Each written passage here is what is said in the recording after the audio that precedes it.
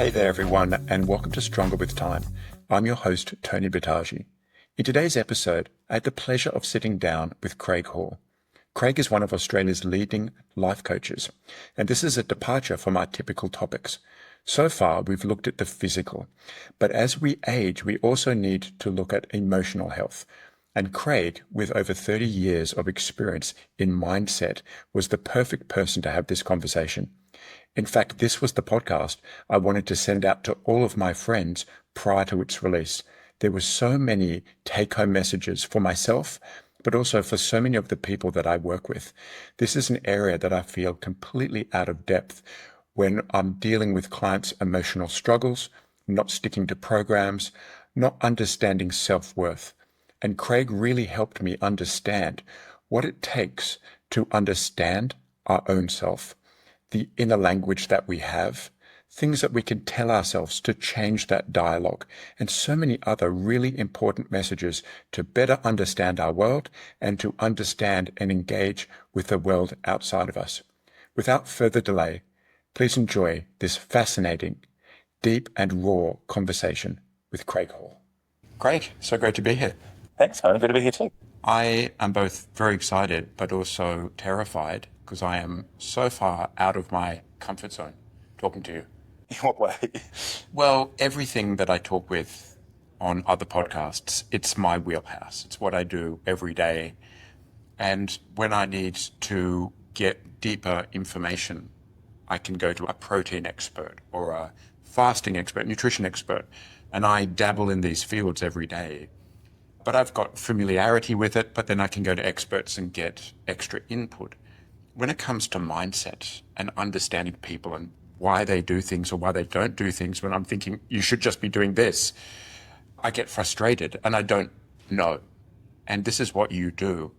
And this is where I'd really like to guide the conversation to help me understand what my clients go through to better serve them and just to also understand a bit about what makes me tick and what makes them tick. Got it. Happy to engage with that conversation. Right. Yeah. So let's start with mental resilience. And I think there are certain personalities that I'm 45, I'm overweight, I'm going to change everything. So they just wake up the next day and they change everything. And then that's it and they never look back. And there's others who get to that point, they do it for a week, they fall off the bandwagon and they go back to where they were. So what makes the difference in somebody making that decision versus somebody who really does struggle with changing it and they can't make it a must or who they are? Their identity remains where it was. Great question. It's going to be a combination of things that impact the quality of someone's commitment, resilience, delivery on a promise they make to themselves. We're run by an inner dialogue that is so embedded in our subconscious. It's autopilot, if you like, for most of us, that impacts our decision-making, our perspective, the way we see the world. And so that in itself, if you've got a dialogue about, I'm not good enough, or I'm not worthy, or I can't have it, that's going to totally run, if you like, the end result of someone's life, as if that be relationship, health, business, in any way. That story that we carry is going to ultimately be the script that brings results to our lives, or does not. And understanding that inner dialogue is hard to get to. And that's what a mindset coach like myself does, is really help someone get clear and understand what it is your personal dialogue is, so that they can either, in knowing it, adjust and change it up. However, there's a more interesting piece when it comes to people following through. That's one piece. The other is this. We live in a world of quick fixes, and we talk about being motivated. And I think being motivated is all a bit pointless, in as much that if I'm supporting someone to really deliver on a commitment, the thing that will get that commitment lived is the level of their integrity to that choice. So what I mean by that is I never need to motivate someone to sleep. I need to motivate someone to eat, for the most part. People need to be motivated for exercise because they haven't yet chosen it big enough. They haven't actually committed in a way that they go, this is something that I will do on a daily basis, non-negotiable. My word is this, my life, my integrity to my life is such that I will deliver on that promise to self on a daily basis. So I think motivation's a quick fix, and that's why people fall off these commitments they make to themselves, because it isn't something they've chosen big enough to deliver on with consistency. And so when someone really chooses, really commits and is consistent, they will never need to be motivated, and they will follow through and they will deliver. So how do you get somebody from where they are to realizing that? Depends on the individual, obviously. If it is an internal dialogue piece of I'm not good enough or I'm not worthy, the work is going to be very much about unpacking that before adjusting their level of commitment. For others, they need to see something physically fundamentally change before they'll do the due diligence of digging deeper into what's caused to the effect of their life. So it depends on the individual. There's never one answer to that. Sometimes I've really got to support someone into fundamental physical change before they'll look at the inner change. Others need to experience the internal change before they'll adjust and create a different outcome. How many different variations of inner dialogues are there? Are there common camps of I'm not good enough, I feel inadequate, or is it just so varied? How do you know what people are saying? And we've had conversations in the past where I was completely unaware of things that I would tell myself. And then when I started paying attention, I realized that I would say various things in various forms, but the same thing hundreds of times a day. And how do you go about that working with the client for people who aren't aware of that inner dialogue? Where do you start? How can people become aware of that? Firstly, the first answer to the question about if you like, the spectrum, the difference in a dialogue, I would suggest there's one in a part of the inner dialogue, which is the spectrum of I'm not good enough, which is at the deep end of really internal judgment. I'm less, I'm unworthy, I'm not good enough, I'm unattractive, I'm not smart, I can't have it. So all the conversation that got going on is very much about I'm less. And there's no comparison externally so much as they're constantly judging oneself. So that's one end of the spectrum. The other end is I'm right, I'm better, I'm superior, everyone should follow me. People don't listen, they're dumb. I'm the smartest person in the room. Right? So that's it's like the spectrum of distinction between a person that has a real self-judgment going on and the other person has external judgment of everybody else. Both are egos. Being victim and being less is still an ego, and being better and superior and right is still an ego. And so I think most people sort of sit somewhere in between. I've seen people sit absolutely end of one of them and gone, okay, this is really a lot of work. But the unique thing about an internal subconscious story is even if you and I had exactly the same set of beliefs, the way it would feel for you would still be different. So if you had a fear of failure, a fear of getting it wrong, and I had the same conversation going on and the same fears, despite the fact that the wording of that inner dialogue would be similar, the way it felt in our body will then be different as well. So beginning to sort of unpack that with a client for them to really relate to their internal narrative is a lot of work. And at the same time, it's not, because it's been there a long time and they've been on repeat with it for such a consistent period of their life to actually get there and go, when they get it, they understand it very quickly because they've been using the same words every day for a long period of time. And how much do you see that inner dialogue driving somebody's life subconsciously without them having any realizing? Relationships, job, friends, things they aspire to. How much is that driven by that inner world? I don't want to put it like an absolute, because it's not a science that you can go, this is fundamentally true. Like you can a lot of things, and your world is very much based in facts. When we discuss the inner story of an individual, my submission is it is consistently running our lives and impacts every choice and every outcome. Everything in this room that we can touch was first someone's thought, along with someone's feeling, and action creates reality. So everything that we can experience in reality now originates in the thought and feeling process along with action, creating something. So if we're thinking a thing, feeling a thing, and then acting a certain way, that is going to be the cause to the effect of the outcome anyhow. And so a lot of people are creating relationships in a place of I really want one, but feel they're not good enough for one, but act like they're the best partner ever. And so as a consequence of that, three parts not actually acting in alignment with each other, they create really mixed results as a consequence. So I would suggest that for the most part, our inner dialogue, our inner story is consistently impacting every result we touch. And how do you go about making people aware of that? So in the world that we live, that's hard. But the fact that a client's come to me has given me permission to unpack that with them. So that makes it a lot easier. I wouldn't necessarily share that in a social. Yeah. So let's assume somebody goes, this makes sense to me. How can I find what phrases and words and what's been driving that? So I step a client through a process. It takes one session. It's actually quite remarkable.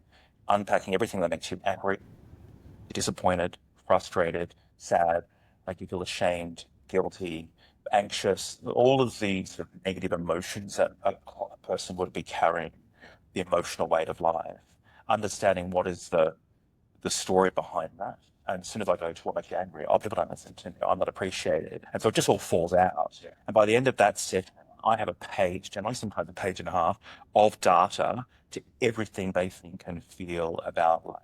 Okay, so you go down the negative emotions, the anger, the resentment, disappointment.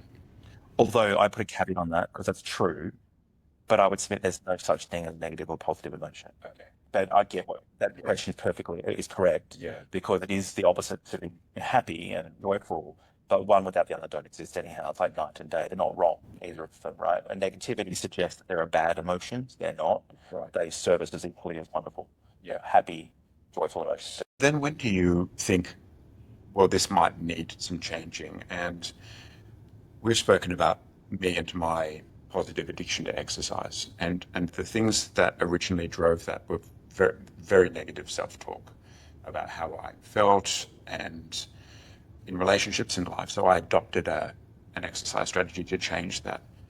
So that had a positive outcome, but it was very much driven by inadequacy, not good enough, those kinds of feelings. So when do you think, well, that's a pretty negative self-dialogue, but the outcome is good? When do you step in and say, well, let's talk about that? I would suggest with longevity, even if the result occurs good, it will have a cost associated with it. If it's run out of such an internal dialogue that's not full of acceptance, love, if it's run out of fear and self-judgment, there's going to be a cost that will eventually catch up with that person. So I would submit that in finding good habits that might run originally out of something that was considered negative, it's not like you'll lose those habits if you were just sort of found it to be run out of a different cause of self-love and self-acceptance and pride of self to make sure that you're healthy and well. And what are those steps to take somebody? You've used, when we've talked about things that really trigger me and make me feel uncomfortable, you've used this idea of a mirror as what I'm scared of becoming, what I don't like in myself. And that was really eye-opening, because I have people in my life who I love dearly, but there's aspects that I get, why am I feeling this way about somebody I love so much? And you use this idea of a mirror. Yeah, well, that makes a lot of sense. Tell me more about this concept of a mirror and what it's telling us when we feel those strong emotions. So the first piece that I share with a client, which is a bit of a wake-up call for a lot of people, is that no one can make you feel a particular way. So every feeling that you're experiencing on a daily basis is a reflection of the beliefs, the triggers, the buttons that we carry here. So that moment that someone did something in the workplace that made you feel not good enough is ultimately a personal emotional reaction that you carry as a consequence of the thoughts and beliefs you have about self, right? So let me just pause there, because that in itself is not how our society works, and it's not how we've been raised. Yeah. And I think most of us have had parents or significant others say, you made me feel this way, or your actions, your words made your mum feel this way, or made me feel this way, and I think everyone can relate to that. correct. And it's very self-freeing to realize this bit of advice. It is, but it's also like overwhelming. Like a sense of self-responsibility to go, this is actually on me is a bit hard to stomach me to start with. When you start applying that piece, it becomes very freeing, but not straight away. I think it's a bit of a slap to go, actually, this has always been me. Right. So for a client, that first moment of capturing this emotional body I'm carrying is not me, and that's a very easy thing to measure, particularly with someone that works with people physically, is no one's ever going to make someone else responsible for how they turn up physically. They know they've been eating a certain way or lack of exercise, or so their body looks the way it does as a consequence of what they've done or not done, right? Although they may have inherited genetically some issues, ultimately how they occur physically is on them, if you like. Intellectually, they know that to be true. Right? So they know that they're responsible for what they've learned or lack of information or their capacity to change and adjust and learn a new piece is they're in control of that. They're in charge of that. So we're three parts: physical, mental, emotional. What's interesting is we're quick to go, it's someone else's fault when we feel a particular way. And so it's that lack of self-responsibility that's very disempowering, because we wouldn't do that on a physical level. We wouldn't do it on an intellectual level, but we're quick to do it emotionally.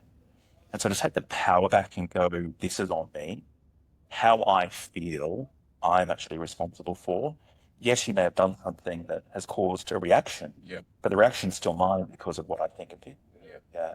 So that piece of work is a breakthrough for a client when they get that and they can apply that.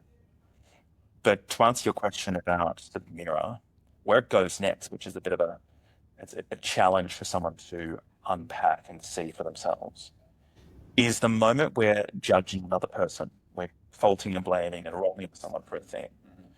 We are judging is in truth purely a reflection of our own stuff. And it speaks to either something we've not yet accepted about self or fear becoming. And I have found that 100% true. Yeah. Whenever those feelings of judgment or I'm better, and often it's around work and laziness. And it will be, you need to work harder. Why are you sitting around? Don't you have something to do? And that puts me in this position of, well, I'm working and you're not. And it's been very sobering to stop and think, why the hell are you judging somebody like this? And it's quite comical when you get this is all going on in my head, right? Yeah. And they probably look at my face going, what? You look like you're having a stroke. Because I'm reconciling these voices that are going on. But that, to me, was quite eye-opening, extremely eye-opening. Yeah, it's just this wonderful opportunity to go, it's always us. And if it's always us, we're empowered to change that, right? If it's everybody else, we've got no control to actually impact the world or the people around us, to adjust how they turn up so we feel better. Yeah. What about adjusting ourselves to feel better? And I think, firstly, that's powerful, and equally it changes the outcome of our lives, our relationships moving forward. And I think I've swung in two different ways that have impacted me. We had a family member go through a mental breakdown when we were little kids, but we were blamed for everything. That person's state of mood, or if we spoke in a certain way and it set them off, and we were on eggshells. So that it was always our fault. And then we hated that feeling, so it swung back the other way of, well, it's not me. It's never me. If I've in relationships or friendships or whatever that is, it's like, well, good luck. Don't blame me. Don't even try and talk to me. I didn't do anything wrong. And to find that balance of I take blame for everything, or that even though it had nothing to do with us, and then I'm impervious to any form of self-criticism. How do you find that balance of I statements, I feel, I take ownership, versus you're trying to put something on me that's not right, and you are? Gosh, that's a big one. I think we're all a work in progress. I've been doing this 25 years, and I still get triggered, Tony. So I go, I'm not going, I've got this put together and I've got this done.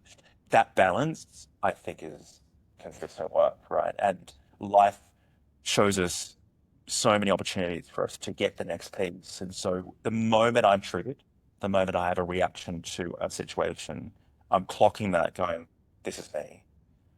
Whether I can work on it in that moment or not, I'll get around to working on it, because to take responsibility for it over time just reduces the emotional weight that I carry. I think I've shared this with you before. The way I describe a client when I first meet them is they're physically looking great. People I'm working with are making a real attempt to look good. They're highly intelligent. That's smart people. Like, if you're going to work on yourself, you're committed to self-development, and so you're bright. But the way I describe them emotionally is they're morbidly emotionally obese, right? So we're carrying story and trauma of the past, beliefs that it's everyone else's fault or it's all ours. And to begin to do the work on that and release the weight that we carry just has us firstly enlightened appropriately, and the word says so, and also dropping that trauma, dropping that weight has us just be engaged in life in a very different way. How long does that process take? Or is it just a lifelong process and awareness? And so what are some of the things where you would start with anyone who starts to, the light turns on and the penny drops and they feel, oh, this is language I've been using and I'm scared of this or becoming this, or I don't like this about myself. So I want to change in relationships and in work. And how do you help them practically? What do you tell them? So what's interesting about inner dialogue, if words can create so much upset, if it be anger, I'm not heard, not appreciated, I'm not good enough, etc. So if words fundamentally are running this the whole time, what I then do is use words to help that person reconcile that fear or that upset. So it's getting that fundamental belief out, to understand what it is, and then using mantra work to support that person to get acceptance around the I'm not good enoughness, or I'm a failure, or whatever the story is, in such a way that that pain, that fear is disempowered, if you like. Embrace and accept it. But you share what that you'd like to work on for yourself, and I'll give one to you. Yeah, I think I have many. So to pick one, and you promised you wouldn't make me cry in this conversation today. So we'll stick with something straightforward. But I think largest ones are both academically not good enough or physically not good enough. And if I feel it could be something completely innocuous. Somebody says something online on a social media post that questions my understanding of a topic, or I think I'm not physically good enough for a partner, something like that. So I would, in my head, I'm going to train harder and I'm going to be more committed, and then off I go and I spiral out of control. So I guess it depends on which piece we'd work on first. Firstly, reconciling emotional reactions is really powerful. So if a client is in upset, I might give them a mantra that would be, I feel upset, and that's okay. I feel disappointed in myself, and that's okay. Where they're actually embracing the emotional reaction and not fighting anymore, because what we resist persists. So accepting the thing that we're upset with allows it to move through us. So that's reconciling the emotional reaction. I feel really sad, and that's okay. I feel angry, and that's okay. Whatever the emotion that is being experienced in the body is firstly honored, accepted, embraced. Yeah, so we're not fighting it anymore is a really important piece of it. Then to ultimately support someone to reconcile a belief like I'm not good enough, a mantra I would build would be something about I'm not good enough and that's okay. Like getting to a place that you're okay with this fear in such a way that the exposure to it with time means you've reconciled that reaction because you've adjusted the way you think about it. And so it's getting the conscious mind to speak to that subconscious story in such a way that with consistency, the reprogramming take place in such a way that the person releases the emotional trigger to that particular belief. A lot of the questions that have come in for you have been around identity. And that is, I was young and beautiful in my 20s and 30s, and people found me attractive. And now I'm in my 50s, and my body doesn't respond the same way, and I don't look the same way, and I don't feel the same way. But my identity is all locked into what I was, but I'm not that anymore. Would you use this kind of mantra to help people understand that, to accept this is who I am in my 50s and that's okay? Absolutely. And that's going to be different for each individual. There's one size fits all in a situation like that, depending on what's running that person more, the feeling or the story, if you like. So it's finding that unique piece that will unlock them, because there's no one individual using either the emotional mantra or the belief mantra is going to be the appropriate fit. It depends on the absolute cause to their upset, if you like. How would you tease that out a bit more? A great thing to do for self, if you don't have access to someone like me, is actually really spend some time working out what are your triggers and your buttons. So if you'd ask yourself the question, what really makes me angry? And you wrote down everything that makes you angry about life, about others, or about self, right? You'll begin to build out a story of the, I'm not heard, I'm not appreciated, I'm not that stuff. And then what makes me feel disappointed? And write every belief that would have you feel disappointed. What makes me anxious? What makes me sad? What makes me feel guilty? And beginning to sort of build out the understanding of what is my subconscious narrative, self-beliefs, is actually quite an easy thing to do if you're prepared to do the work on actually answering those questions, which aren't pretty, and speak a lot to our own self, right? Because you look in the mirror and go, oh, this is me, always has been me. The patterns of life tell us so. Relationships will have consistent people turning up that look and act the same way as our last partner did, or business relationships, or whatever it might be, because we keep on creating the same things and hope it's that person, not us. And this process is going, oh, it was me that created that. So let's just double down on some of those questions. You pull out a bit of paper, and what are the first questions that you ask yourself? What's making me feel angry? What's making me feel disappointed? In really any age of life, because we were thinking about somebody in their 50s whose identity is shifting. That could really be anyone. That could be my 14-year-old son. Totally. What's interesting about beliefs are fundamentally developed by the age of 7. So the person that has an issue with not feeling attractive may have not felt attractive as a child, right? But it's getting called out in a different way because of age. So the fundamental beliefs of life are created early, and they run us for a very long time. Then we tend to add to them because we need to be right about them. So if it's I'm not attractive, then we put ageism on it, or a weight on it, or the other additional things that come with that disappointment. So there'll be additional beliefs that stack on top of the original ones, but they tell the same story, if you like, or a familiar one. Yeah. Some of the other questions that we've had are essentially the same. You find yourself at a stage of life where you've gone separate ways with a partner, and you find yourself in that place. Why did my partner not love me? Why am I not good enough? Am I not sexy enough? Am I not? How would you help somebody change that inner dialogue? Similar to what I've already spoken to in a way, like really understanding what caused that. The difference, though, about working with a client through personal beliefs is different to relationship beliefs. So I'll sit with a client and go, tell me about relationships. What do you believe about relationship? And what comes out is just very telling. Our relationships don't last. They're very disappointing. I'm not appreciated. The intimacy dies. And they start telling this story of beliefs attached to relationship, either taught to them through nurturing, through parents, or their own experience. And that builds out a fundamental other story to what then creates relationships.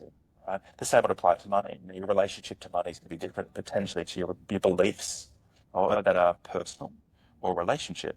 My money doesn't last. I'm entitled to have it. I'm not worthy of it all. So to understand the narrative around each of the stories of life takes a deeper dive on understanding that. How often do you see it being really good in one area? Somebody believes I can be as fit and physical as possible, but then in a relationship, I don't deserve a partner, I don't deserve to be loved. Can you have these as dichotomies? Absolutely. Yeah.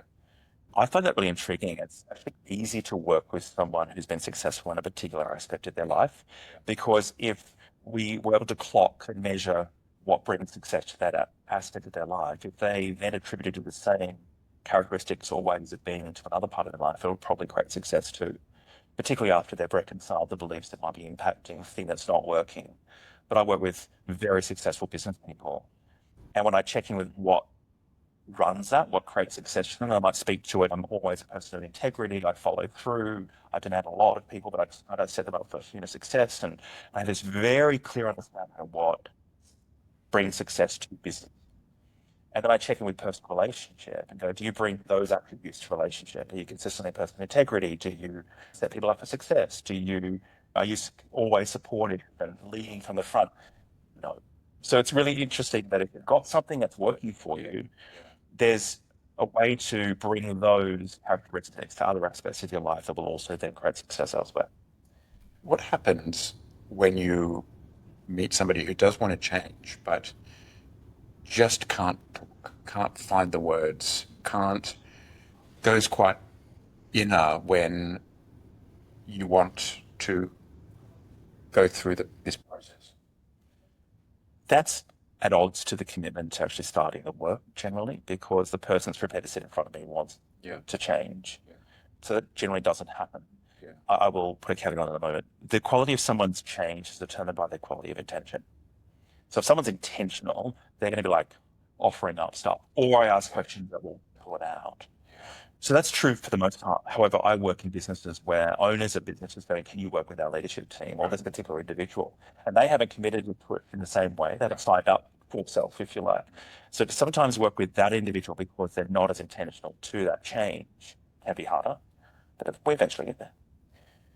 So with some practical advice to knuckleheads like me, and I work in the world of fitness and in health, and I have a relatively good idea of what we can do for your cardiovascular, for your strength, for your stretching to get you where you want to go.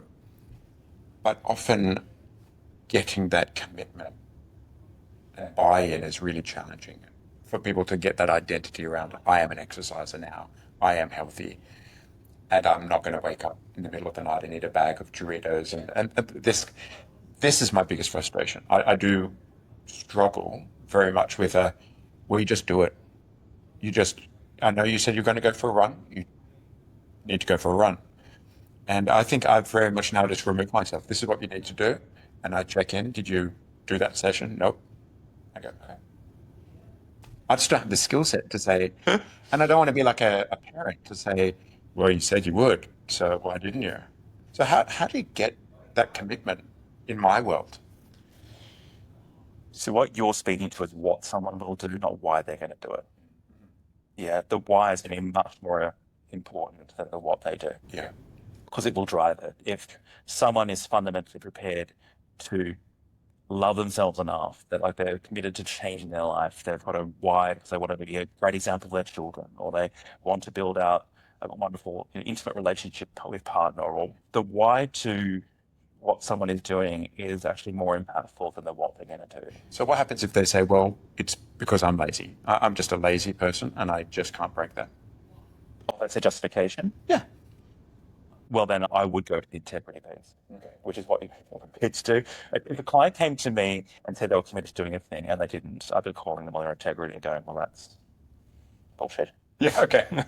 And making them accountable often can be enough to get that sense of the why comes off the back of the action. Because sometimes it's one before the other, but the why is going to always be more relevant than the what.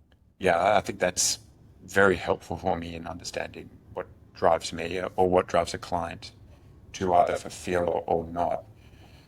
One last question. I'm very interested in how people arrive at where they arrive. And I'm thinking in terms of as we're getting on, we go through relationship breakups, and you can have somebody go through that and just wake up the next day and say, this is the next day of my life, and I'm grateful for all of that, and I'm moving forward.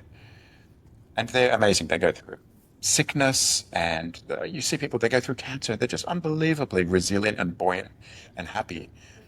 And there's others who have a bad day at work. Someone didn't speak to them nicely, and then they turn to alcohol and they don't exercise for the week and they're just miserable. What makes somebody... So your story I find fascinating. You came from a very strongly religious, cult-like family background who turned their back on you, and you are just full of love. How do people arrive at that? Let's talk about that. So it's an interesting one, right? Because I think there's a nature nurture piece that is attributed to how people turn up naturally. Their natural inclination is to be emboldened and brave and courageous, and that's really the nature. Like they come through with that energy, they're ready to go with that, and then nature on top of that either squashes it out or enhances it in context. So it is very much a this and that. I don't see parents, for example, responsible for how kids turn out eventually, because that's on them about how they've arrived in the world and the way they see things and their perspective. So it is nature and nurture, but then as much as you are so present to your physical self, this is a work in progress that you'll always take responsibility for on a daily basis. Like it's something that you will never not do, right? To work on ourselves emotionally and mentally, because it's not tangible, not seeable in a world where we're all about looking good, it's harder to commit to that thing. But the results are greater. The only part that can actually improve with age is our spirit. We'll get a few more wrinkles with age. We will not be as quick to remember something. The part of us that can actually improve and expand is our love and acceptance of self and others, right? We're in control of that. So not only is it a nature nurture piece, it is the choice to go, I will work on self in such a way that I'm bringing more love to the world from because I choose to. And that's What did it for you? Can you tell us a bit more about what got me there. what got you there? Sure. It was losing everyone I loved. So coming out of their man at 27 in a cold, very religious household meant that I was disowned. And it wasn't a disownment of, they'll come around. It was done from one day to the next. Everyone I knew was that I loved, family, community, were gone. And I knew that was now the rest of my life. That sense of isolation, aloneness had me really go, I need to adjust this. I've got to somehow find a way through this darkness because it was a challenging time. And the only way I felt I could do something about that was change me. Couldn't change the outcome, couldn't change the people around me. That I could ultimately take responsibility for who I was and how I turn up in the world and bring the very thing that I didn't get, which was love and acceptance. So a bit the change you want to see was sort of almost my mantra at that time, to do the work to become the person that I would love to experience. And I think the opposite is what we see every day, is that I'll change that person. I'll change my partner. I would change that person.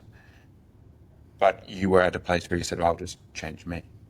I guess the gift of that moment was there was no one else to change. So as much as that was scary, it was profound because there was nothing else to do. If I was going to affect change in how I felt, was I had to go within. So that was horrific, but the greatest gift of my life. And that essentially became your process for doing the work that you do. You have a book coming out, which we're all very excited about. Tell us more about that book, because as I understand it, it's your process for what you do every day and have done for 25 years. So it sits in a self-help space, if you like, the book. The way I work with a client traditionally is a 10-week program. That can sort of be longer or shorter, but for the most part, a client commits to doing work with me for 10 weeks. So I've written a book to match that. So there's a chapter of methodology on a weekly basis and homework and application of that information to your life. So that's 10 chapters, and there's 10 chapters of the autobiography of what created this methodology, if you like, the story that we've just touched on, so that the person gets a relationship to me and why I do what I do and where it's come from. So it's the self-help book through the lens of my own work and then how I work with an individual moving forward. And I won't be in the room with that person as they're reading it, but my hope is that it can create greater impact through them experiencing their own personal change by doing the work. Amazing. And when do we expect this book, and what's its name? So there's a sort of editing process happening at the moment with other people who are involved in it, which I've asked you to be part of this, where you will go through that 10-week program and contribute to it to see if it's actually working for someone who's not worked with me personally. So that is the next step. The title of the book is Be Spiritually Selfish. So go within, do everything from a place of self-love. It'll change you, it'll change your experience of life. Exciting. One last question. When I'm at parties and people find out I'm a trainer and they ask questions, most people know that I lie and I don't say I'm a personal trainer. I say I am an importer of industrial grade cleaning products, and the conversation quickly ends. Right. But when I forget and I say I am a trainer, and people just give it to me in 30 seconds. I want to lose weight and I want to feel better. And so I try and distill what I've been doing for 30 years into a sentence. And that is, we need resistance training. we need some form of revving the engine cardio. We need a lot of steady state. And we need really good sleep patterns. And I'll just double down on that for 30 seconds. When we find out what you do, it's like, great. Can you help me? What is a quick soundbite, 30 seconds of advice you can give to help somebody understand what runs them, what makes the decisions? I know it's a 10-week process, but if you were just to give some take-home questions you could ask yourself to say, if you ask yourself these things and then replace that with that, or is it impossible? Can you not? No, and equally, I wouldn't give advice to someone that didn't give me permission. So I'm very conscious of not doing what I do. So you don't give unsolicited advice, and No. you know what you need? Social events are social events, Tony. I'm good to share what I do, but I'm never going to tell someone what to do with it because it's not my place. Unless there's consent to do so, I don't figure it's appropriate to go, you need to clean up your relationship with such and such. This is what you're doing and need to change or if you ask. Very. If they open up and go, I'm just really struggling with, I feel depressed all the time. And I'm not a depressed person, but I'm in my 40s and my life is changing. And I just don't feel as happy as I should be. What's the first question you ask them? I'd acknowledge their depression and sadness. I'm sorry that you're going through that. I wouldn't even begin to help them adjust it. In a social setting, I wouldn't do that personally. I don't think I ever help people. People help themselves. Yeah. And I give them a soundbite. I don't know that that's going to help because they've got no chance to engage with what I've handed over. Yeah. And I did do so from a place of consent anyhow. So I'm very aware of what I bring is nuanced, it's challenging, it's confronting, it's brand new for a lot of people. And so being sensitive, empathetic to someone else's time to hear that, I figure is from my place feels right. So then in that setting of consent and work, does it all start with the questions of, let's see what triggers you and angers you and upsets you? Do you start there to just get an idea of what's running somebody? No, for the most part, I want to give them enough tools to actually get the triggers. By the time we get to that place, So what's that first? The first session would be very much about the self-responsibility of no one can make you feel a particular way. Okay. If it's on you, then let's do the work because it's you. And how many people push back and say, yeah, but that person? I think most people push back on it even as a concept.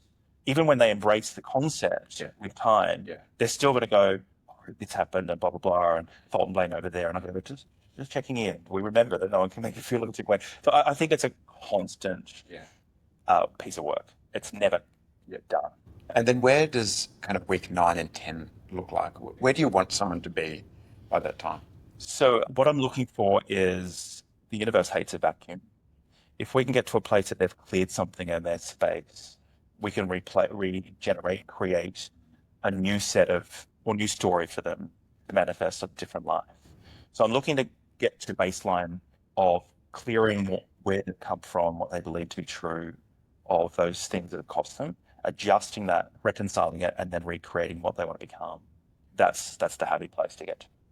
And how do you look after you to do what you do and to look after you physically and emotionally? What's your practice look like? So the habits, I stack them. There's exercise twice a day. There's a run in the morning. There's a meditation. I listen to music. A lot of support structures, massage weekly, book in holidays to get away, regroup, seek people of like-minded to sort of be at least lifted by their commitment to life. And so it's very much who I associate with, my surroundings, my environment. But I have habits that I am absolutely committed to, stubborn about, that I will not negotiate because they support me daily. Yeah, and because your whole life is about giving and supporting and helping. And I often just marvel how you can give so much, but not just to your clients, but to every friend. You must get to the end of a day and have countless messages of, Craig, I would like a chat with you, or my child would like a chat with you, or so it never ends for you. So those habits of stacking and your friends, and I keep saying this is the last question. And this is the last question. What happens if you do the work on yourself and there is someone in your very close circles, let's say not a family member, who is a real dark rain cloud and an energy vampire and it's just not where you're seeing the world, and you're realizing who you are and you're taking ownership and you're positive. But somebody takes resentment of that and they're envious of your change. And how do you deal with somebody like that who's just forever been your friend? Because I've lost so many people in life, I'm pretty stubborn about maintaining friendships too. So it's like I'm not one to go, well, you don't match me now, so I'm out. Because that's what happened to me, right? I was just home. So my standing commitment to friendship is one I back myself on. I've let friends go along the way because like attracts like. I think eventually there's a point where you don't come back from the gap between you. But that's rare for me because I'm too stubborn about friendship. Right. You did well. You didn't make me cry. Thank you for your time, your insight in what makes people tick, and how to make better choices in life and better in a dialogue. For me, it's been life altering. That's without exaggeration. So I appreciate you as a friend for the work that you do, for what you do for friends and my kids. I love you, brother. Thank you. Hey, mate. Thank you. Thanks for tuning in to the Stronger with Time podcast. If you've enjoyed this episode, please consider subscribing or sharing it with someone who would benefit from hearing this. And if you're ready to go deeper, the 9-week Science of Thriving course is available now. The link is in the show notes.